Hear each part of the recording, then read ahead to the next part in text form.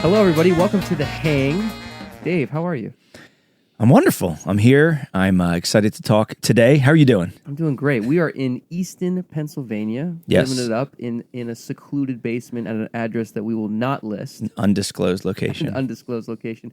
Talking with one of the best drummers, jazz drummers in general, to ever exist. One of my favorite drummers of all time. One of my closest, I would say, friends now and colleagues. I've gotten to play with this guy a lot over the last couple of years. It's been an honor. He's also played with so many people that I don't have time to list it all because we'd be here for the whole episode just listing who he's played with.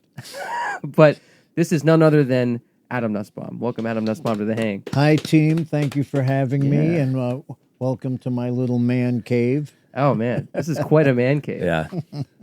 We love it. Yeah. Yeah, it's great to have you. I appreciate you having me. Thank you. Yeah, absolutely. We like to start these episodes with our guest kind of asking the guest who they are from their perspective. So if someone that had no idea what you do, who you are, how would you explain yourself to them? Well, my name's Adam Nussbaum. I'm somebody who has a lot of gratitude being able to make music in this world. I feel fortunate I've been able to play with many of my mentors and heroes, so that in itself is something that I'm very thankful for. And I'm just working on the process. It's an ongoing endeavor, and I've just loved to be able to play music and try to bring some good energy out here in this crazy world, because music is a healing force, and we have to try to have more of that, particularly in what's happening in this world right now. So Yeah, amen. yeah, that's kind of where I'm at.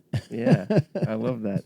What's up, everybody? Dave and Ryan here. So sorry to take you away from today's episode. We just have something exciting to announce. We have a brand new PDF package that we're bringing to you called How to Hang on a Jazz Standard, 2 approaches to the same tune. In this PDF package, there's 10 etudes from each Dave and I, all transposed B flat, E flat, and C, and it's both of our approaches to the same tune.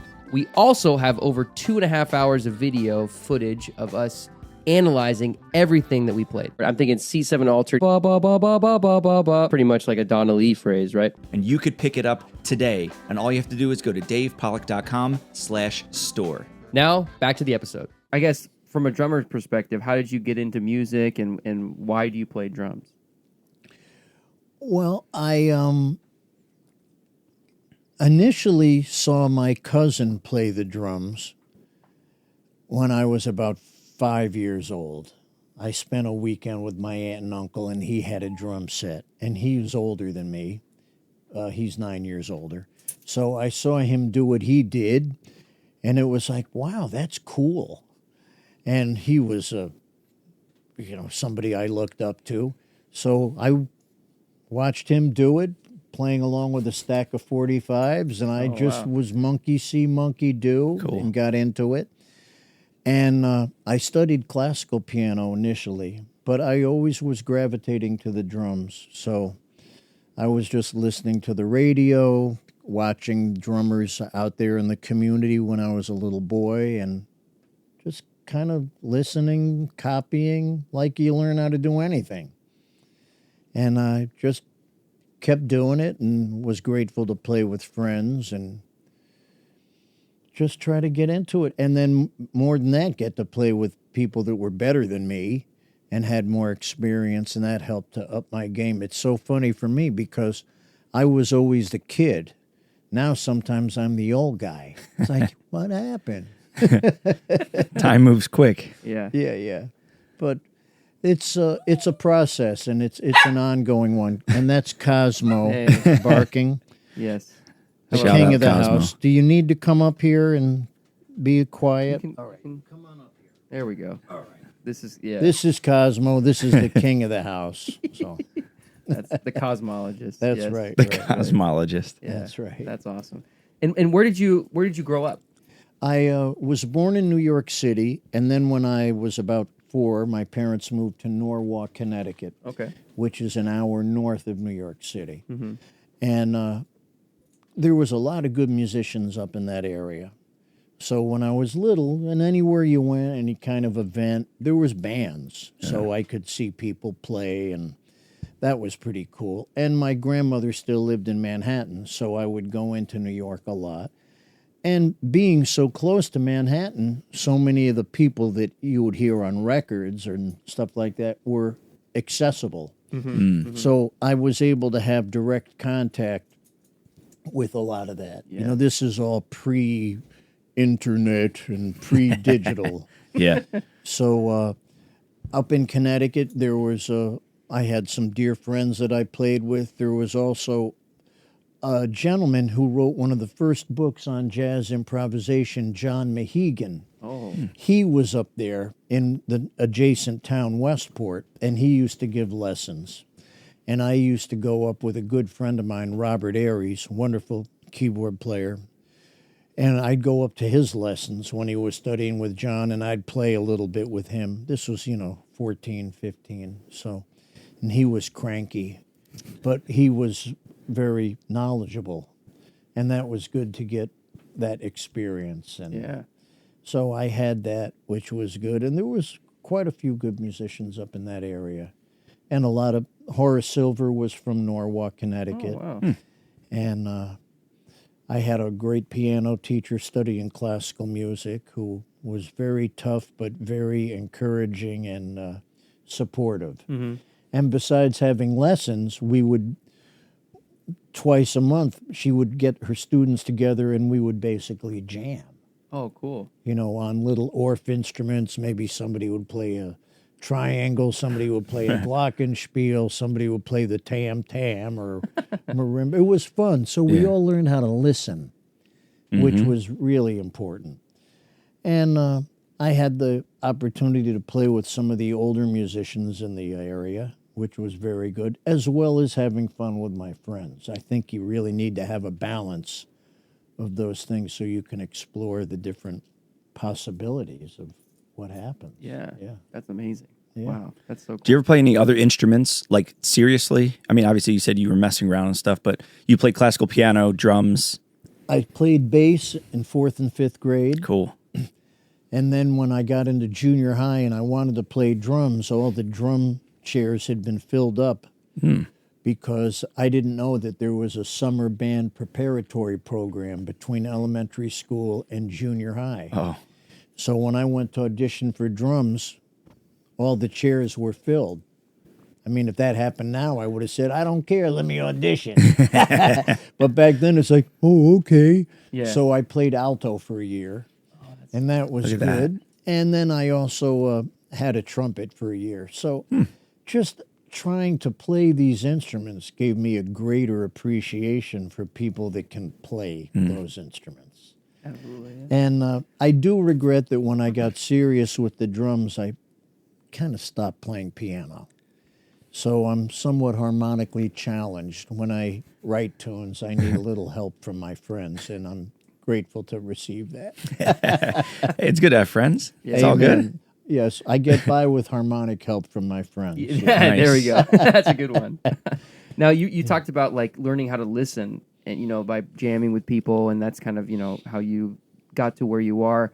We were, something about today that's completely different is there's less of a scene for playing with other people, and it's harder to get, a band together even in your hometown and jam and stuff like that. What do you think the value is in how you learned and got to where you are with like listening and playing with everybody? And then how would you recommend somebody in today's day and age do that? Well, Tough question. You have to create an environment where you can do this. It used to be that the community afforded the opportunities. And unfortunately, that's less and less prevalent.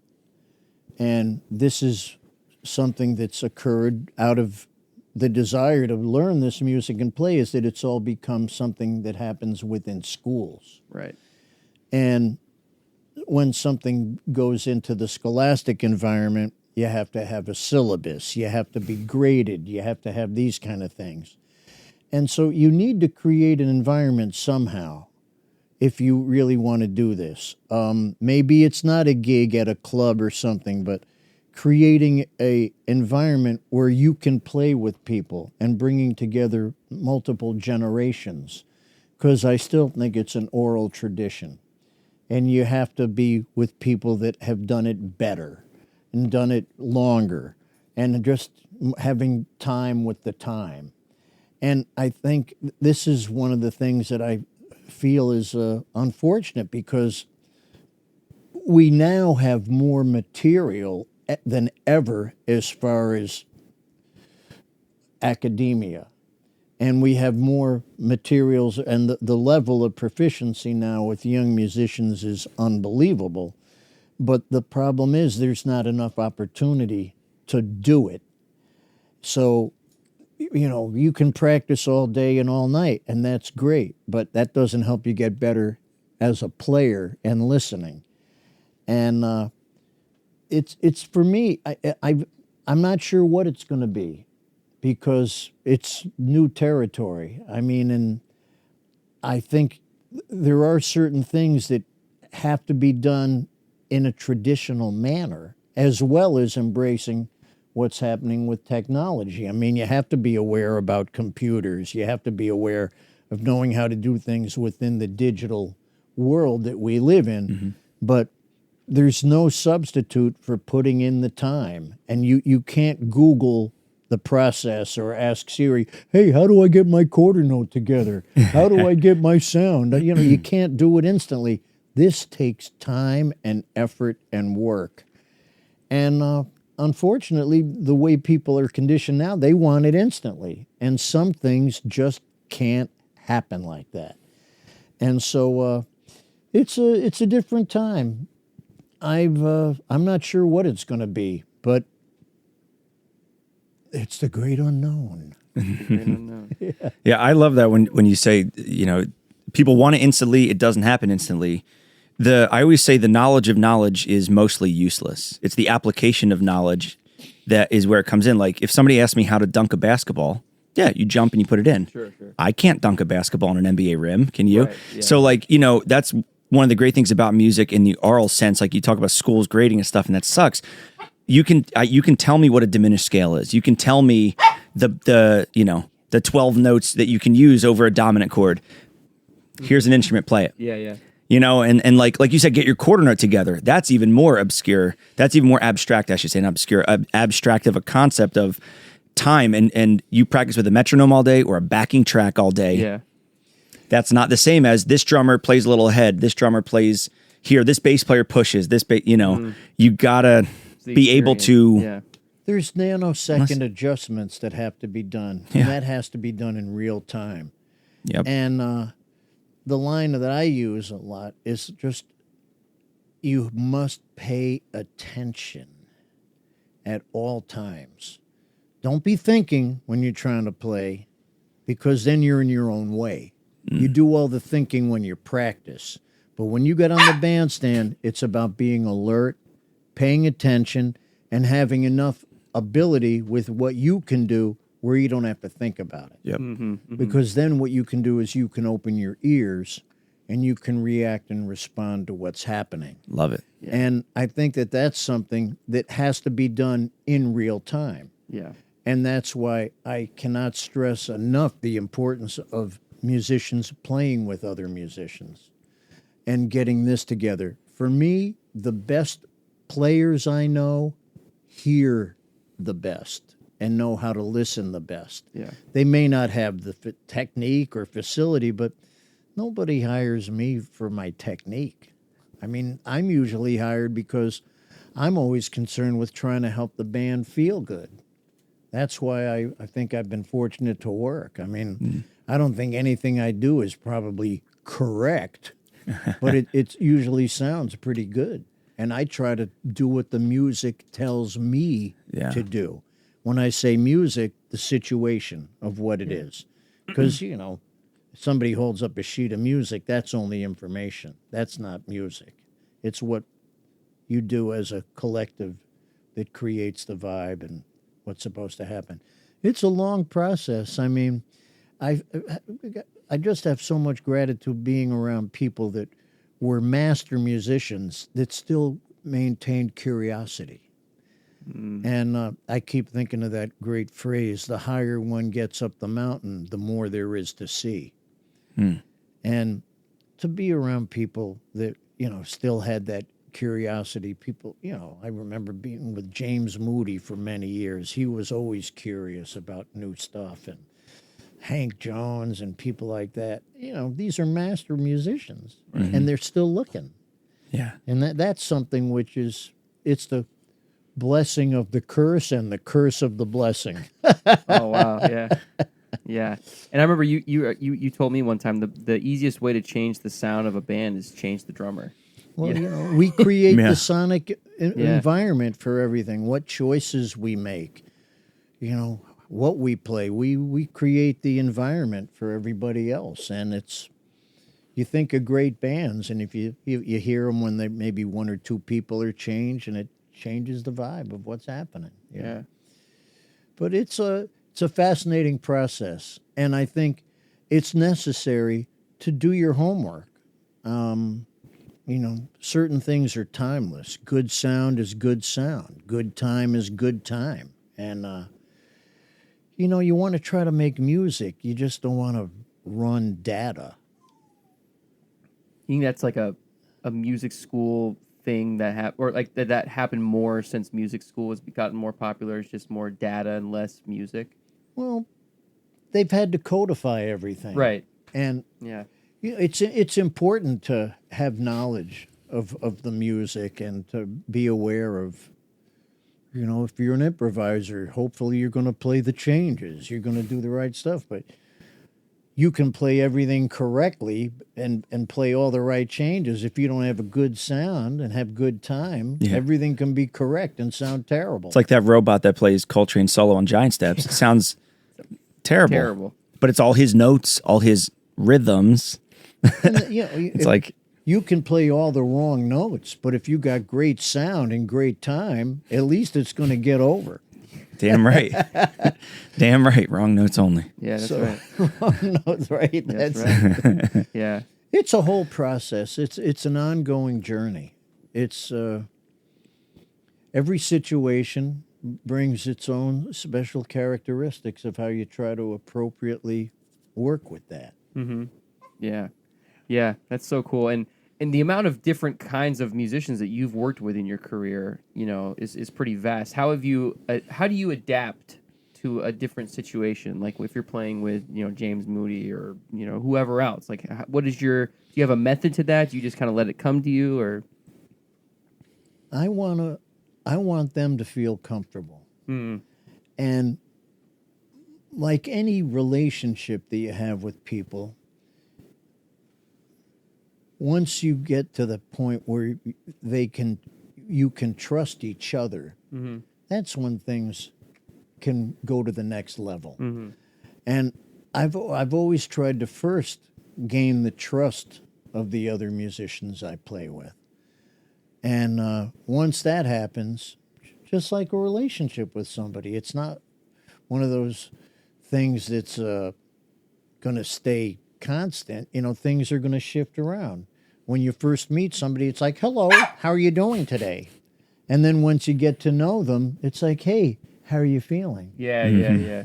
So you have to be able to get that. And once you trust somebody, then you can start having fun and taking chance and taking risk. But it all depends on the situation. You hear how somebody plays. What's their sound like? What's their time like?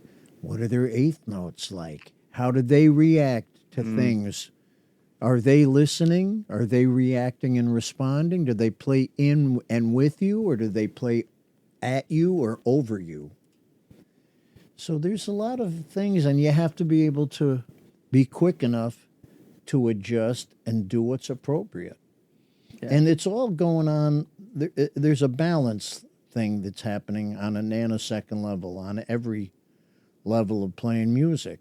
When we're playing with people, like you said, is the bass player ahead? Is he behind? Is this person doing this, or are they doing that? And you have to have all these abilities to have enough ego to do what you got to do, but have enough humility to serve what the situation is for the common good of the music. Because it's not about me, it's about we.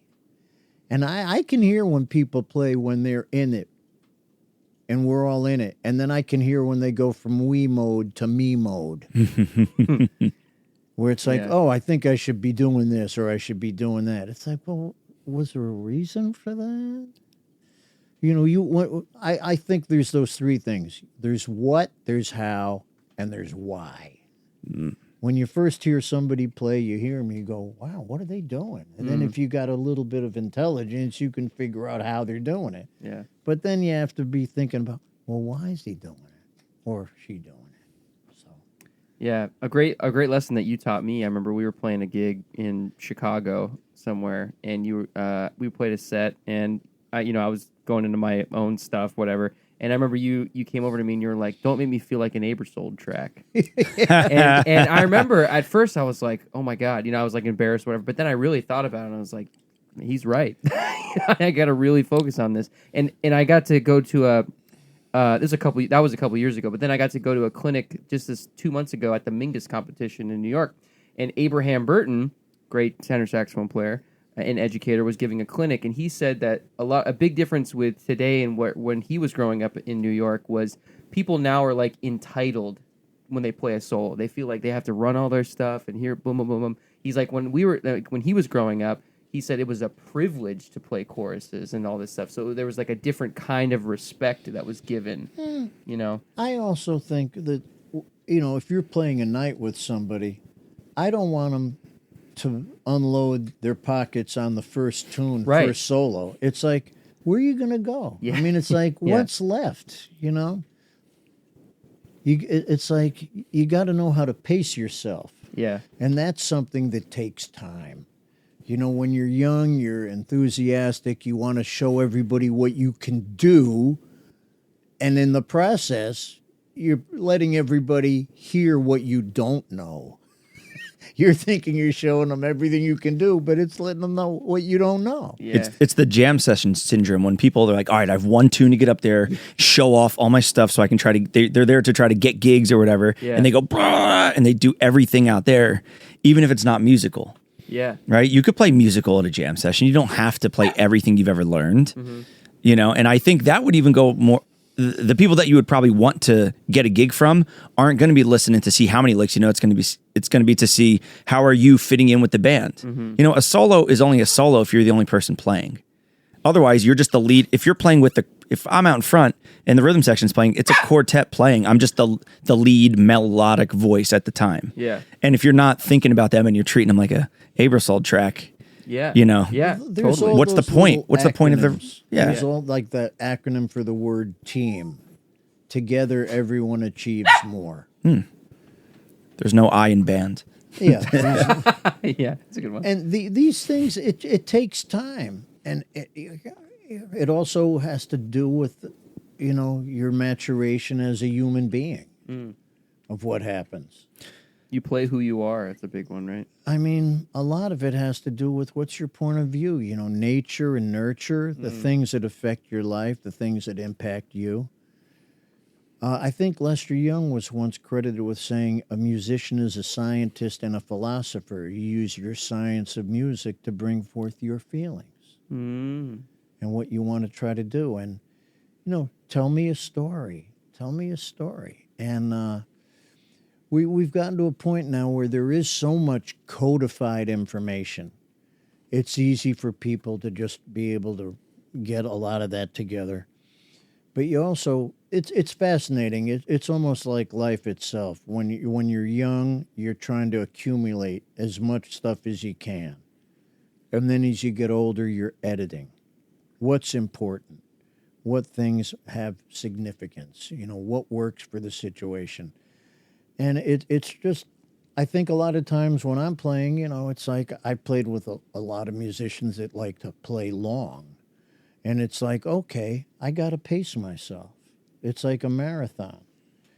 And when I hear the really great, I've heard some really great musicians where you hear a set of music and they're sounding great. And then near the end of the set, it goes to another level. It's like, I got another gear for you. Yeah. I can keep this going. I got something else. It's like they knew how to, pacing. And Yeah. this stuff just takes time. And you also have to be focused on it. And you hear all these musicians have all different phrases and different things they would say. You know, Miles would always stop before he was finished. You know, where he kind of created some drama with where he did stuff. And then these are things that just come with time. And when you're standing next to people that really know how to do it well, you get some of that rubbing off on you, hopefully. Yeah. I mean, I always say to people, I learned more when I got fired from a gig than when I got hired. Yeah. And then people go, oh, you got fired? I go, yeah. And it was something that made me realize after the initial disappointment about how I could learn something and knowing how to turn something negative into something positive. Mm-hmm. It's a whole process. It just keeps on going. Yeah. You know, and it's an adventure. Yeah, absolutely. Do you think it's tougher now? I mean, there's fewer places to play, just numbers wise. There's a lot of people who can play, they learn the stuff, but you're saying like it's great to get next to more experienced people who've been there before, people who have done it for a longer time. Do you think that's harder to do now? Like it's harder for a kid out of college. Like recently, you've only started playing with Adam and Gene for what, a couple years, 4 years? 4 years, yeah. So like you were able to do it, but like, do you think it's harder for other younger musicians, maybe coming out of college, to get on the bandstand next to a more experienced person? Look at the reality of the times now, okay?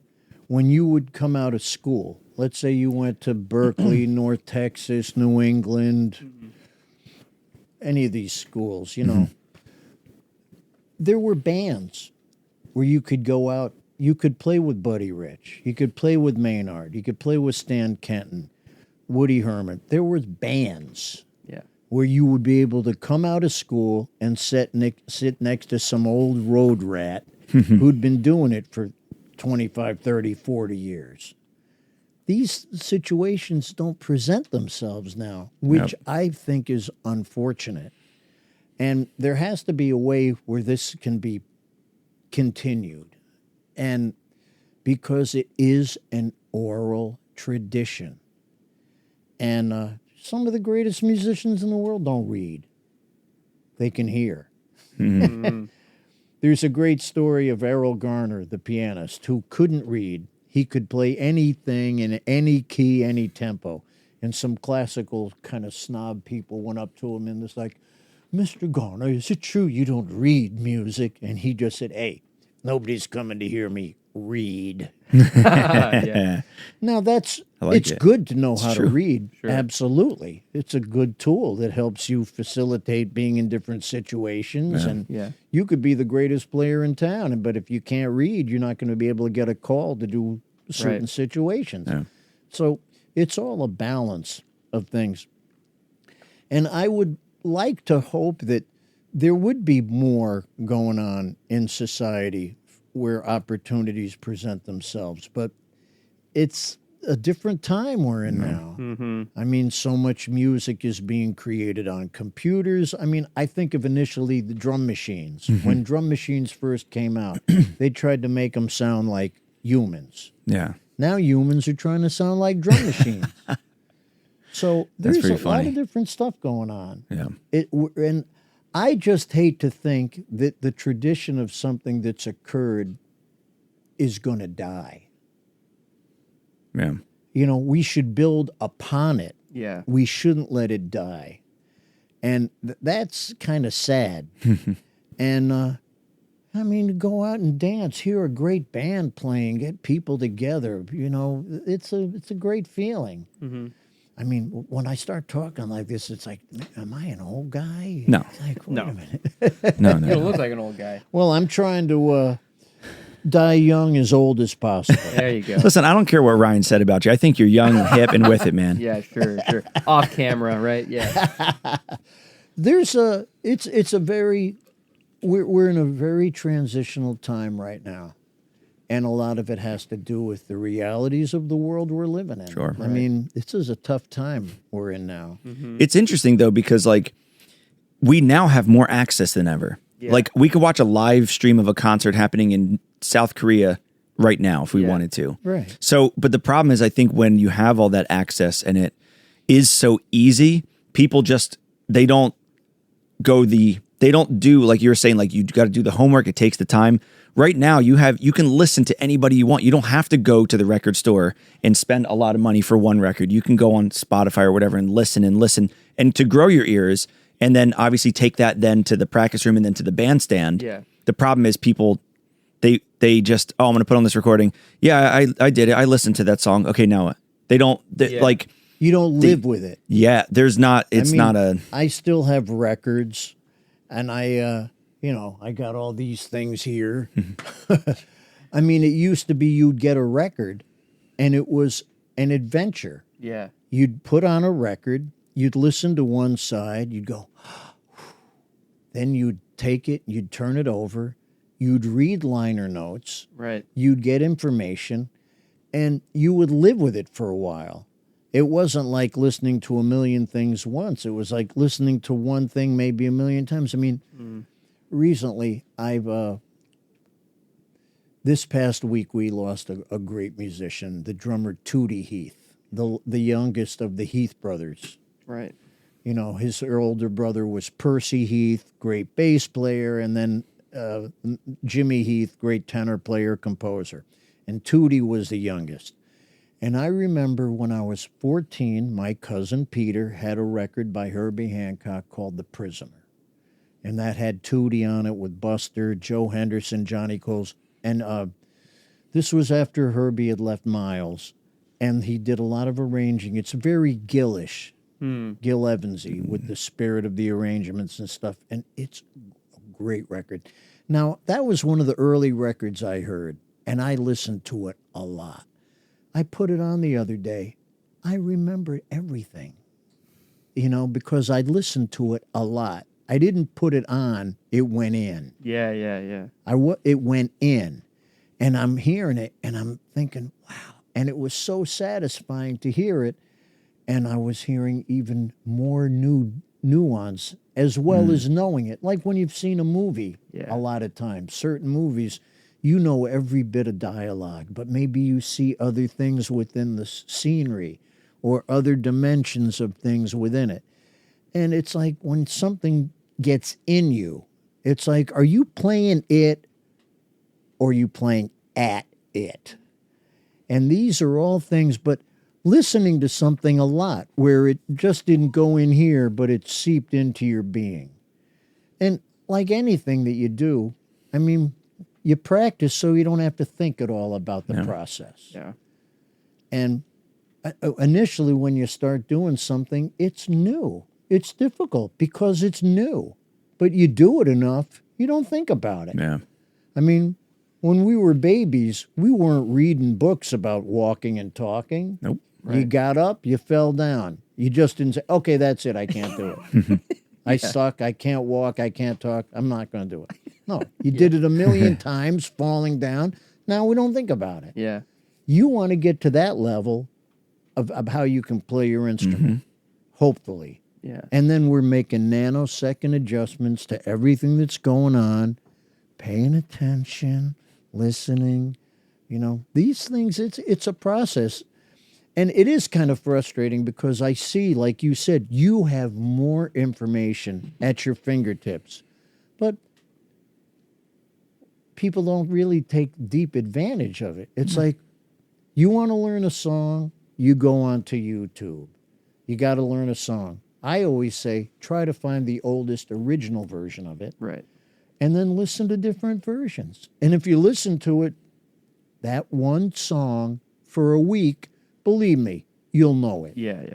Not just listen to Nobody has patience. I tell people, I say, in the grand scheme of your life, if you spend an entire week on a song, I even said that, a week, and they're like, a week? I said, you would learn 52 songs a year. 10 years from now, you'll have a repertoire of 520 songs that you know really well. Yeah. And that's more than you're going to use. How difficult are our songs anyway? A, B, A. Yeah. I always say to somebody, you got A, you got 3/4 of it. Yes, 75%. And just blow over the bridge. And then you start to become aware of how many songs have similar harmonic motion. Yeah. How songs are based. And, okay, it might be a little longer than 32, might be a little shorter. The bridge might be a little longer, might be a little shorter. There's no substitute for putting in the time. Yeah. And it's something that just has to be understood. And it's very important to have mentors and people that are your tour guides as such. It doesn't even have to be a teacher. Yeah. And it may not be somebody who's a musician. It might be somebody where you appreciate their aesthetics. Yeah. I mean, I was fortunate within my own experience. Both my parents were involved in the arts.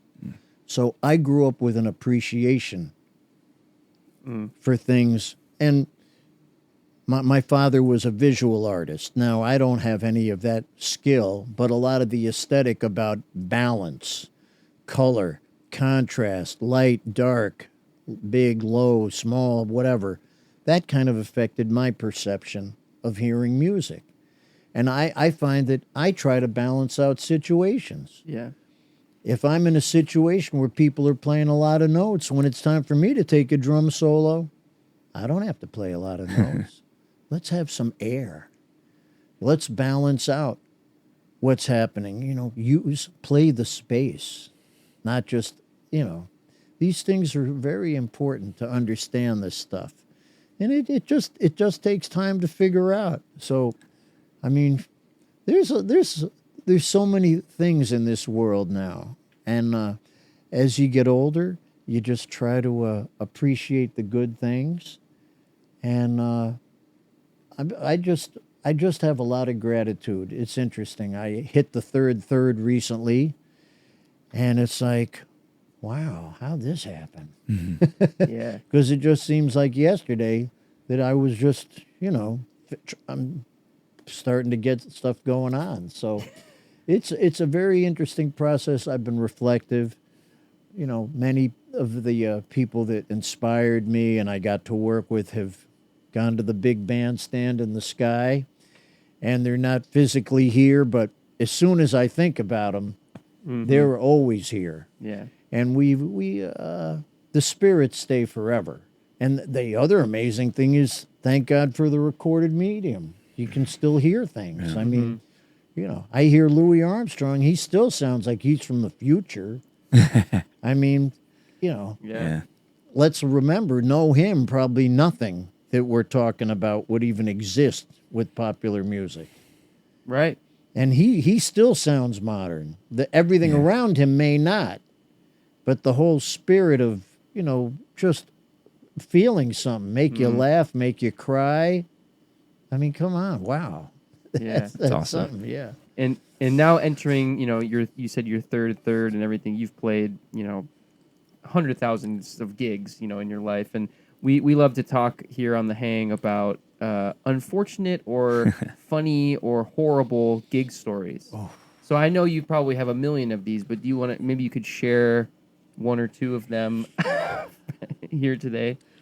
Well, probably the strangest gig that ever occurred to me in my life was it'll take a few minutes to tell the story. Oh, it's great. Absolutely. All right. I think it was 1977 or so. I was playing with a very good bass player who was here from, I think, Cleveland, Cincinnati area. His name was Bob Bodley. And we'd been playing a bunch. And he got a call from one of the guys back in Ohio. Hey, man, I got a week, this piano player who was the guy out there, a gentleman. He said, I got a call to put a band together for Art Pepper to do a week at Jilly's in Dayton. Would you like to, you know, come out and do the gig and bring a drummer you like from New York? So Bob called me, asked me if I'd like to go out. I said, sure, great. You know, and Art Pepper was starting to come back out. You know, he'd been in and out of the joint so many times, and he was starting to have a little bit of a resurgence. So he was going around the country working as a single with different rhythm sections. So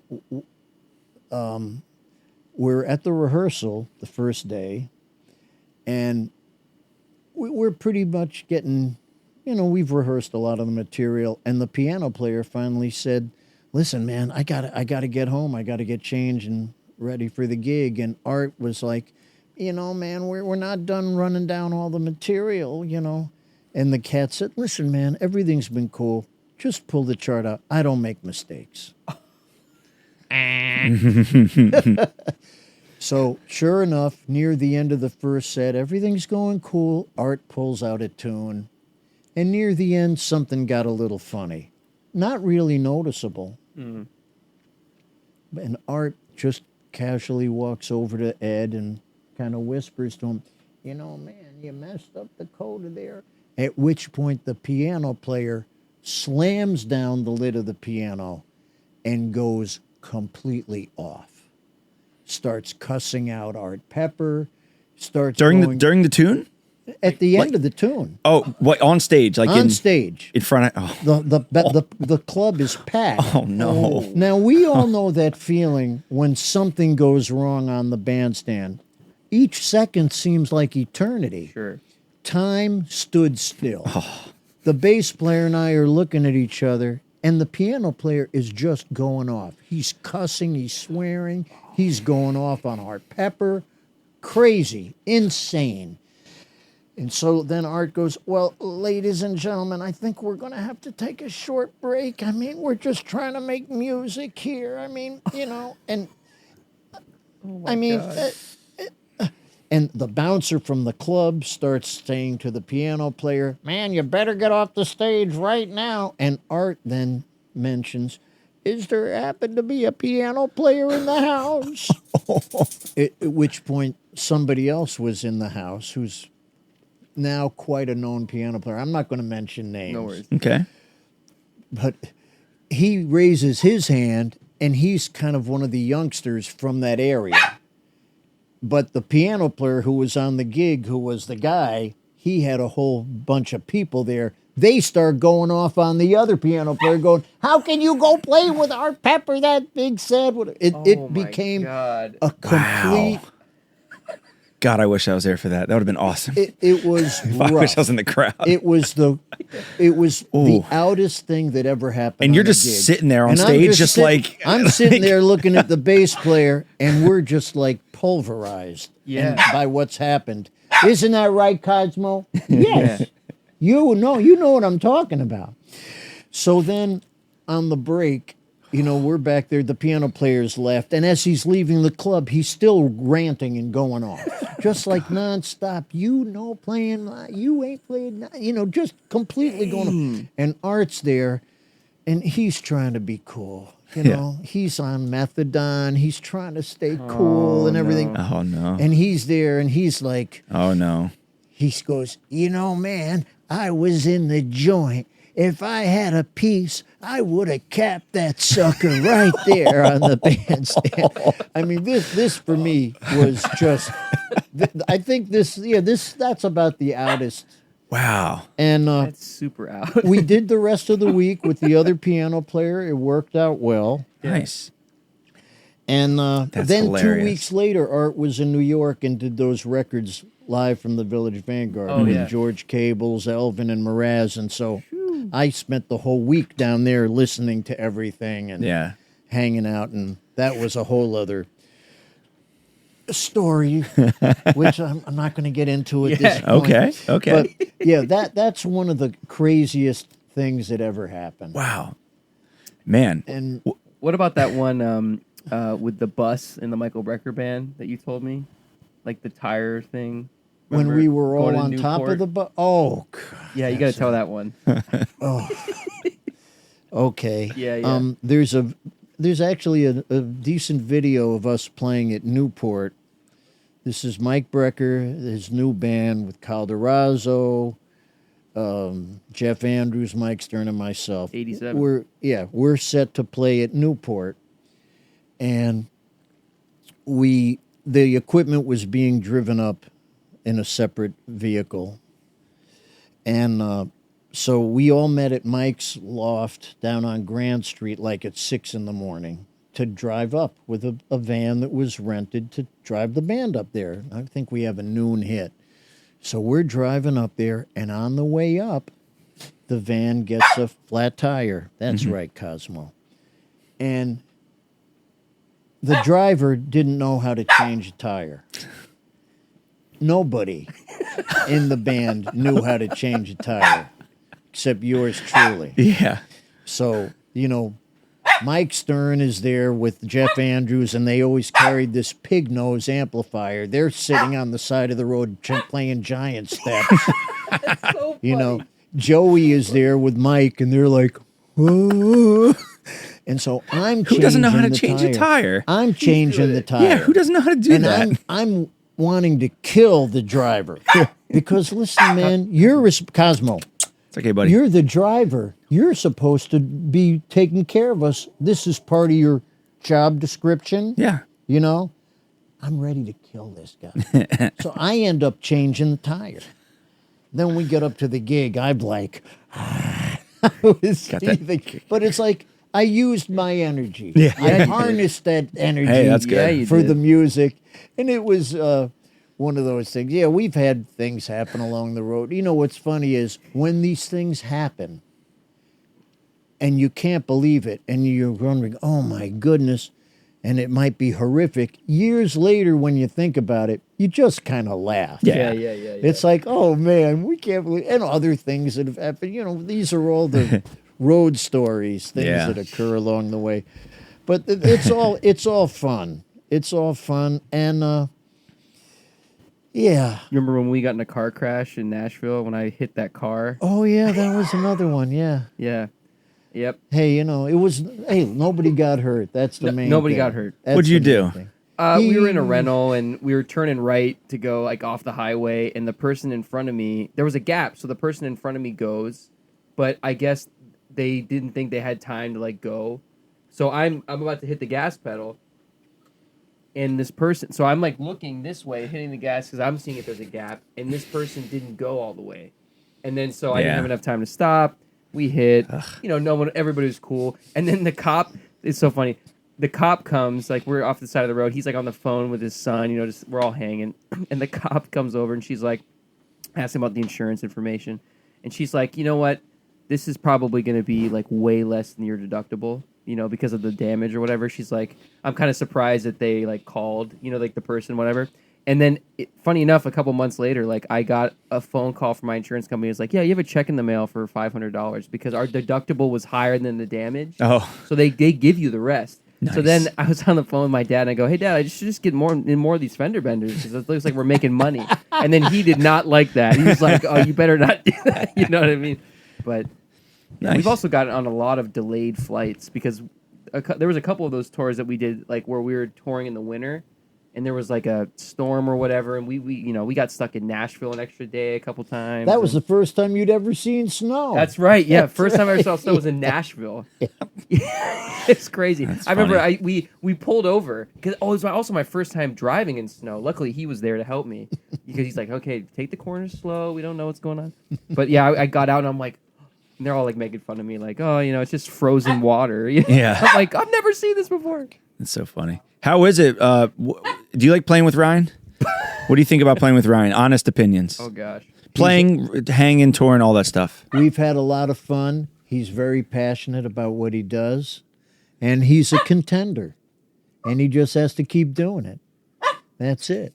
This is Uncle Nussbaum to me now. That's it. No, he's Love it. He's Good. one of the good guys, and he's Good. got a deep love and passion for the music, and I respect that because you got to have that. Yeah. You have to love it. It's not something that's necessarily going to maybe put a fortune in your pocket. But I keep thinking of a great line that Art Blakey said, I never saw the Brinks truck following the hearse. It's true. You can't take it with you. You can't take it with you. There's no U-Haul in the back And of you it. might as well enjoy what's going on here. Amen. And we only come through one time, and we might as well try to enjoy ourselves. And it's just something we have to treasure, because at the end of the day, you think about what you do, you try to bring a good vibe, good energy to this world, do something positive, try to make a difference, You know, that's the wonderful thing about music is it can cut through all the BS. Amen. And it can take you all around the world. And, you know, people know how to play the blues everywhere. You could play with anybody anywhere.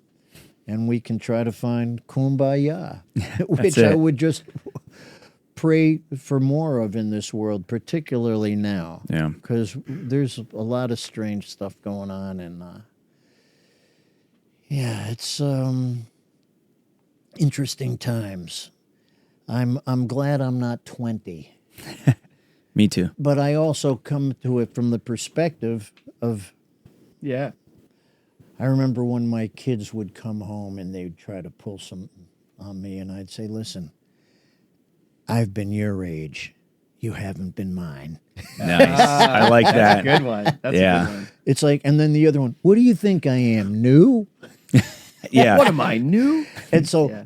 and being around a lot of the elders, which has been fantastic because they've lived through life. You know, they've had experiences in life that we don't even know about. Mm-hmm. And I think there needs to also be a little bit more respect for the elders because they've, you know, that's the time they've been here. Mm-hmm. And I'm so grateful. And it's great when you're around the elders and they're still sharp, man. Yeah. That's really fantastic. And even, you know, when things start to happen with maybe short-term memory, you know, what's burned down deep into the chip, it's down in there. Yeah. And it's pretty fascinating. And I'm just very grateful for this music, grateful for the community. And I feel very fortunate, you know, having grown up around the New York area. It was all there for me. And I think there is still no substitute for direct contact. You know, being in the room. It's great that we have technology. It's incredible. But there's no substitute for, like, sitting in the corner of the Village Vanguard, 18 inches from the hi-hat. Man, You know? I remember the first time I saw the big band when I was in high school. I sat right in front of Dick Oates. I was like, Right there. like literally, I was looking over his stand, you know, and I was just like, locked. He was probably like, dude, get out of my face. Like I was like listening to, like watching his finger, you know. It's amazing. And it's so, and I always tell people, I say, no matter how good your headphones, your speakers are, Right. like Dempsey was saying, like everything we hear, even live, is through an electronic thing a lot, like through a sound microphone. You're at the mercy of the sound guy a lot.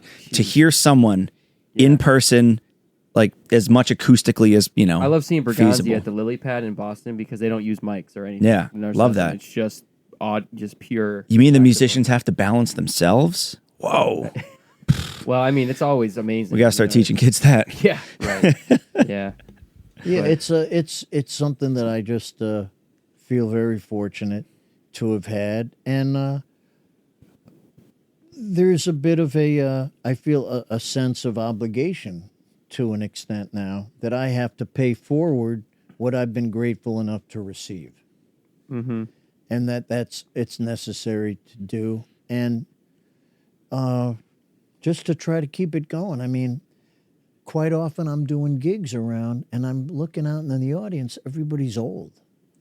And it's like I look out and if it's my gig or I'll make an announcement or even I'll say, listen, look around. It's great that you're all here, but you better bring some young people out. Yeah. Don't ask them. Take your grandkids, just grab them and bring them out. Get them off the device. Get them to experience something real and actual because it'll have a deep, deep impression. I mean, when I was 8 years old, I heard Dizzy Gillespie. You know, that was a whole other adventure.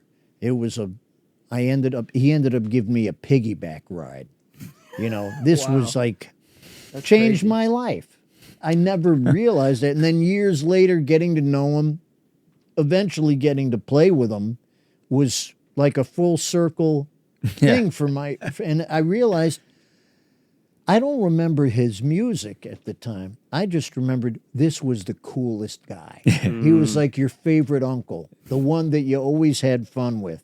he saw me, a little 8-year-old kid. I was so excited by the music. And then just him with the cheeks Yeah. and the funny trumpet. And he saw me, and he was a fun person. He wasn't only a great musician, he was a fun person. So, he saw me, started clowning with me, ends up giving me a piggyback ride. Little did I know, it changed my whole life. Hey, Amazing. Wow. Yeah. But you remember how people treat you. Not just, oh, he played great. But, remember when you get to know these people, the humanity. And I think that's so important, man. We just got to try to, get along out here in this world. That's like a whole reason why we wanted to do a podcast like this, because getting to hang with people and hear them from a different perspective than just playing. And we were at the Michael Brecker archive yesterday and talking to Dr. Dempsey about how, looking at Clark Terry and Michael Brecker's handwriting and realizing, his date books and all this stuff, they're humans. You know what I mean? And Michael was very fastidious. Right. And he was, very, very organized. And, you realize, he was the baby brother in that family. So he was the one he worked hard at what he did. He didn't luck up on that. This was a lot of hard work and a lot of commitment. Yeah. And he was a very, very, very sweet person, very nice human being. And, I keep saying it. I just have a lot of gratitude to be with these people and have had a lot of fun with them. And, the memories are alive and well. Good. And that's a great thing. And there's some good, some good music documented here and there along the way. Yeah. Some. Just some. Yeah, there's some, Yeah, everything. It's been fun, Ryan. As time goes on, you start to also become critical, and it's all part of the process. Well, we're grateful that you sat down with us and Thank you so much. Yeah. Well, I hope I didn't go off too ranting on this No, and that, no, whatever. no. But It was great. you get me going, and I'm just appreciative of you gentlemen doing what you're doing, and I'm trying to do a similar thing with a friend of mine. He's got a thing called Drummer Nation. He Shout does out. something on YouTube. Hey, go Okay, check it out. cool. Drummer Drummer Nation. Drummer Nation. Michael Nussbaum has been doing this for quite a while, and I've been doing some co-hosting with him. Oh, nice. And Cool. I'm trying to get the elders while they're here first. Yeah, absolutely. Because we have some out here, and people need to understand, and it's all part of an oral tradition. So, amen. Amen. Thank you, Adam. Thank you for being here. Thank you. for Thank you, this. sir. Thanks for having me. I hope Cosmo wasn't too much of a No. distraction. Oh, no. We're going not to at thank all. Cosmo for being a part of the podcast. Thank you, buddy. That's it. And remember, everybody, the hang is more important than the gig. That's it. Thank you.